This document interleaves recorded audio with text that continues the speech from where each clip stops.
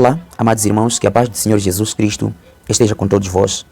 Venho a partir desta plataforma expressar a minha indignação, a minha tristeza em face de tudo aquilo que tem estado a acontecer no meu país, Moçambique, com particular incidência para a minha província, Manica, na capital provincial, cidade de Chimoio. Há homens e mulheres que têm estado a aterrorizar cidadãos que vivem nesta parte de Moçambique. Os vulgos homens de katanas ou os nhamakatanas, como têm sido designados na minha província. O sossego que tem sido tirado da parte de muitos moçambicanos não acontece só em Moçambique, acontece em quase toda a África. É um cenário que simplesmente não agrada a ninguém. Eu venho a partir desta plataforma pedir às autoridades competentes para que nos possam ajudar de qualquer das formas, criarem todas as condições para poder intervir nesta situação e desencorajar essas práticas. Não deveria deixar de fazê-lo, a saber que sou uma pessoa que gosta tanto de espalhar a mensagem do Evangelho. Enquanto a cidade estiver desestabilizada desta forma, a pregação do Evangelho acaba sendo congestionada. E foi isso que na verdade me levou a gravar este vídeo, porque eu entendo que este problema seja espiritual.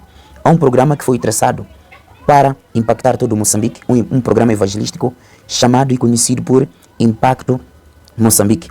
É um programa de evangelização nacional. Então eu compreendo que seja o plano de Satanás criar focos de homens que simplesmente vão aterrorizando o nosso país, não só a minha província, porque é uma outra província de Moçambique, chamada Cabo Delgado, que neste exato momento que falamos, há homens e mulheres que estão a correr de um lado para o outro, deixar as suas residências, deixar os seus pertences que conseguiram granjear com muito sacrifício, por temer pela sua vida. É muito difícil, amados irmãos, avançar num país com focos de muita violência, muita criminalidade. Ser cristão não significa que devemos calar em face dessas injustiças, dessa violência que tem estado a acontecer no nosso país e na nossa África em geral. Precisamos de levantar, clamar ao nosso Deus para que possa de fato intervir nesta situação. Eu gostaria a partir deste vídeo, talvez pode ser que algum que seja de grande patente ou uma influência maior que a minha, possa nos ajudar. Eu refiro das autoridades, desde a presidência da República e todos os outros governantes que estão abaixo da presidência da República, até mesmo os governantes que estão na nossa província, que pudessem nos ajudar a intervir nesta situação. Um país instável não pode evoluir e não pode desenvolver. Eu não venho aqui para invocar por questões políticas, mas eu estou a clamar para que as nossas autoridades nos ajudem a intervir. Nós oramos por vocês a cada dia e noite. E algumas vezes, quando nós vemos as coisas acontecerem assim, parece que nada está a mudar. Às vezes as nossas orações podem até parecer nulas. E eu gostaria, através deste vídeo, também aproveitar, clamar a todos os irmãos.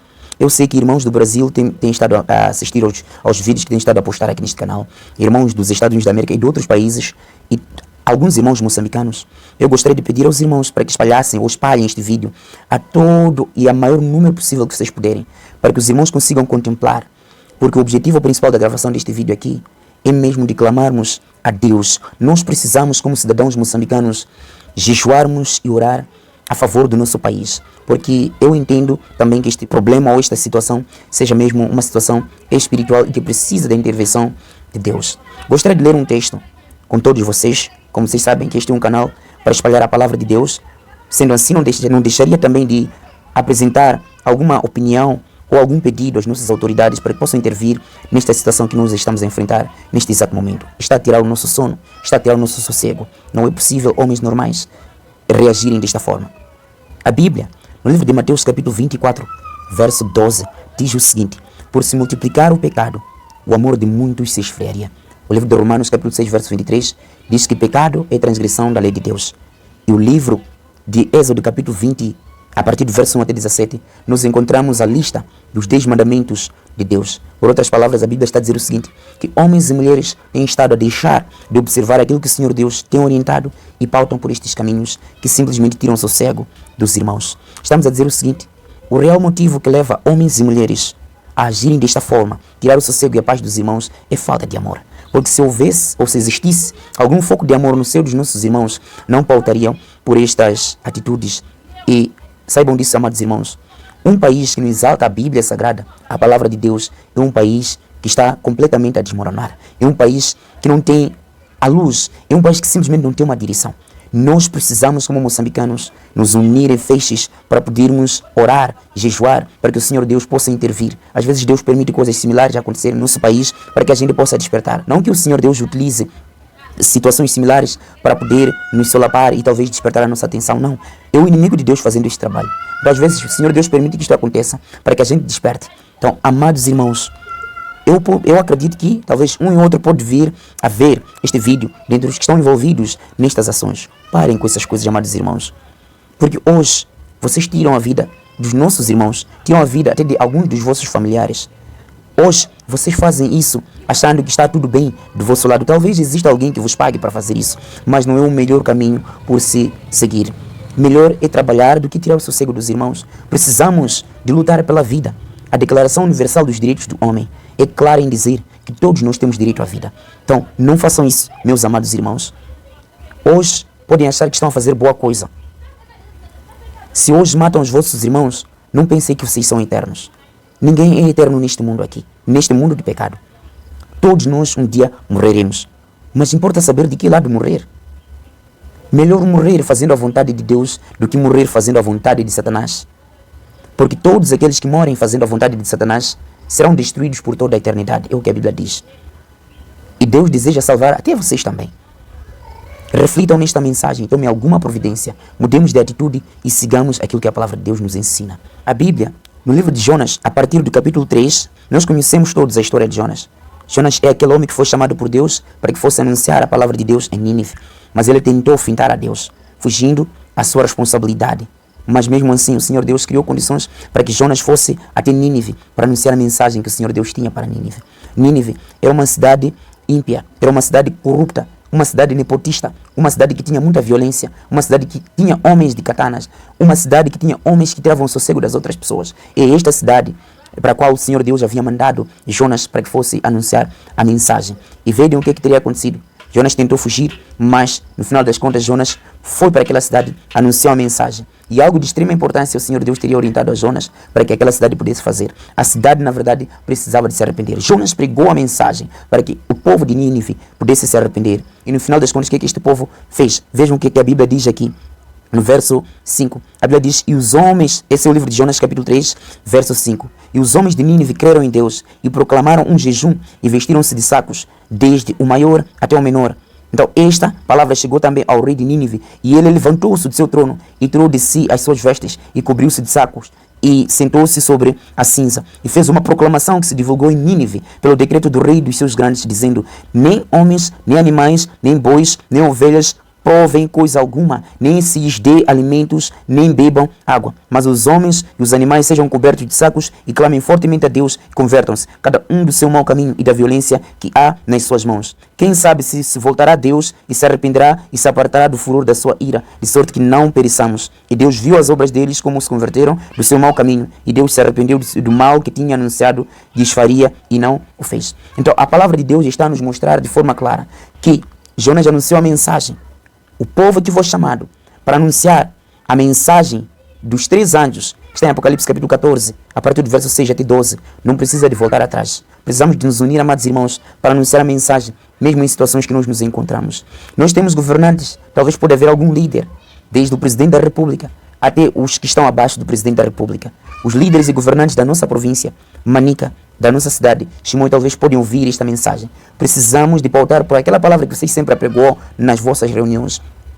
Se um líder, se o presidente talvez deste país, deste belo Moçambique, se levantasse e talvez criasse condições para que os irmãos e os moçambicanos pudessem apregoar um jejum, o líder máximo da nação, determinar que por 3 dias, ou mesmo por um dia, todo moçambicano pare dos seus afazeres. Nós sabemos que existem muitas correntes religiosas que também jejuam. Nós temos nossos irmãos islâmicos, eles jejuam, e muitos outros. E temos diferentes igrejas que em Moçambique, eles também têm tido período de jejum.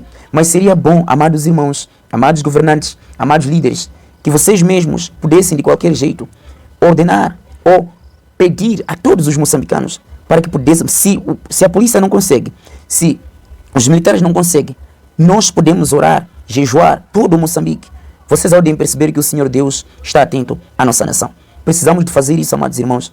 E vejam que aquele povo de Nínive primeiro decidiu que deveria entrar em processo de jejum, comunhão com Deus. E o próprio rei que estava em Nínive deu ordem para que se jejuasse.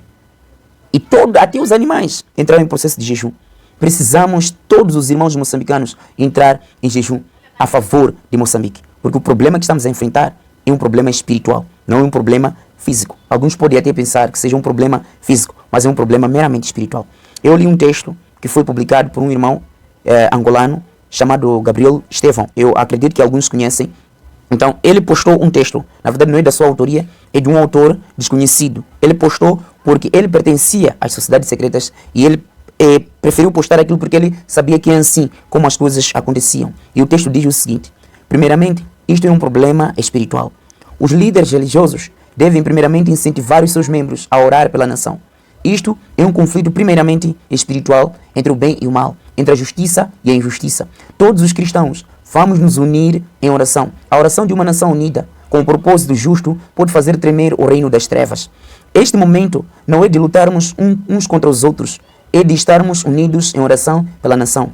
Eles, e ele menciona aqui o FMI e o Banco Mundial, vieram para criar o caos, destruir Moçambique e assassinar a população moçambicana. Vamos orar ao Deus Altíssimo para que possam ser repreendidos. Eles não vão parar, porque o lema deles é: o fim justifica os meios.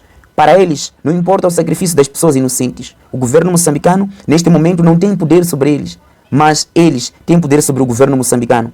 Vamos orar pelo nosso governo, que também se tornou presa do sistema.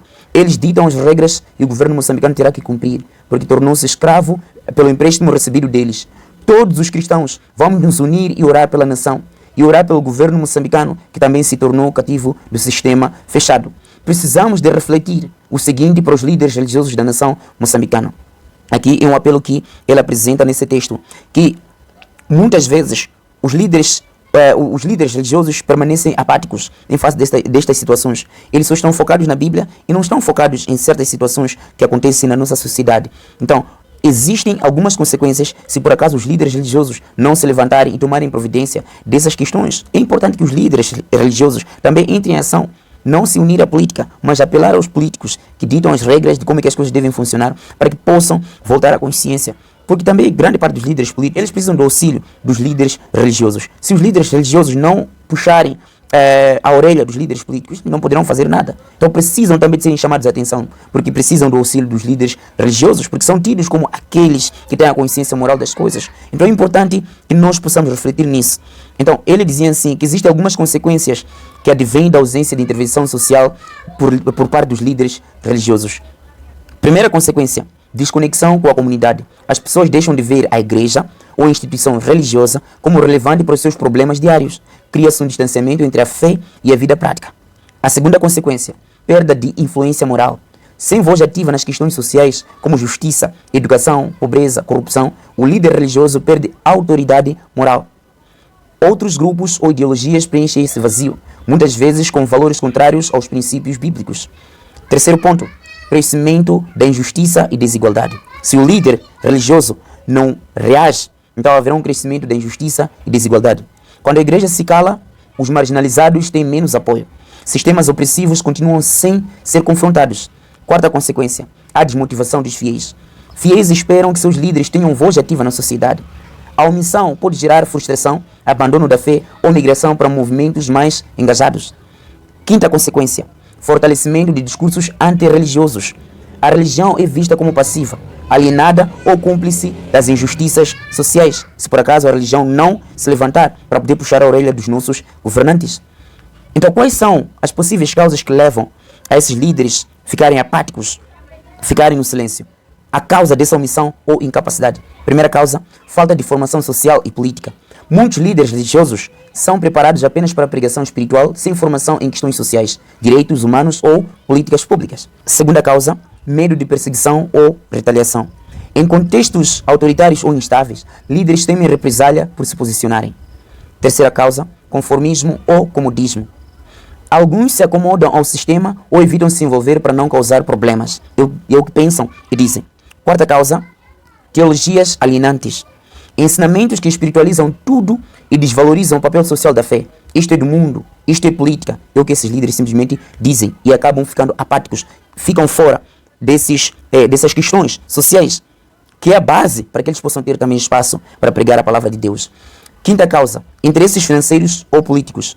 Relações com partidos ou elites impedem a denúncia de injustiças. Não só medo de perder privilégios, porque alguns líderes religiosos têm conexões com partidos políticos, têm conexões, o que não deveria acontecer.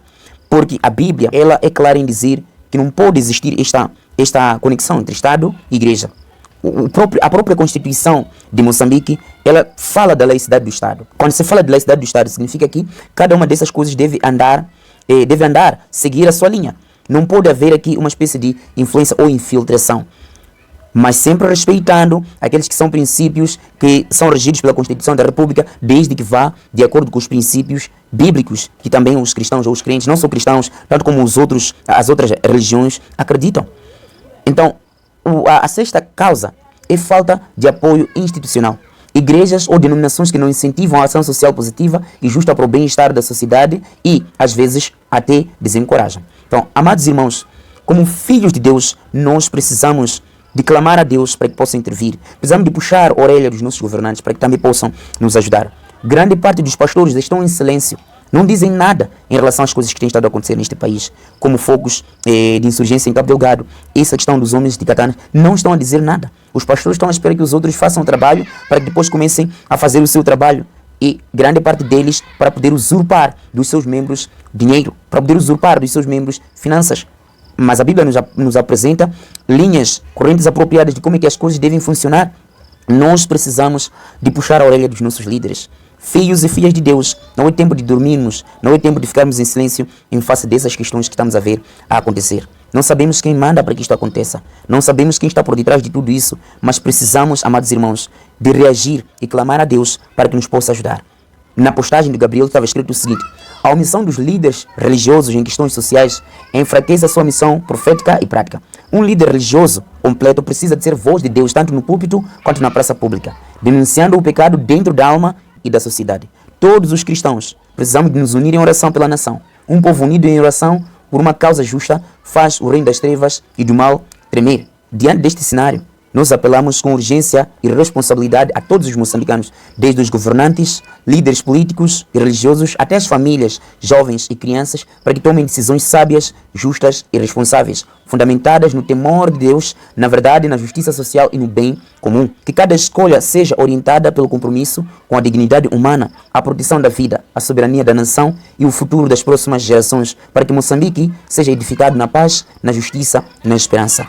Filhos e filhas de Deus, precisamos de tomar providência disso. Nossos governantes, esta é a mensagem que eu tinha para vocês, não só para vocês, mas para todos os moçambicanos, incluindo aqueles que estão envolvidos nestas ações macabras. Precisamos de mudar e precisamos de estar unidos como um povo. Não é tempo de lutarmos uns contra os outros. Não é tempo de podermos tirar a vida dos nossos irmãos. É tempo de lutarmos pela vida dos nossos irmãos e desenvolvermos o nosso belo Moçambique. Temos muita coisa ainda pela frente. Temos muitos recursos que podemos ainda aproveitar para poder avançar com o nosso Moçambique. Eu espero que esta mensagem seja acatada com muito amor, com muito carinho.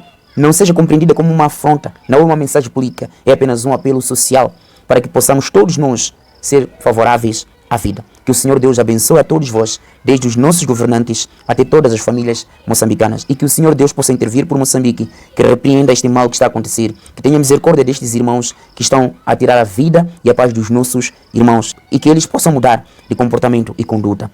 Que o Senhor Deus possa abençoar a todos. Até a próxima.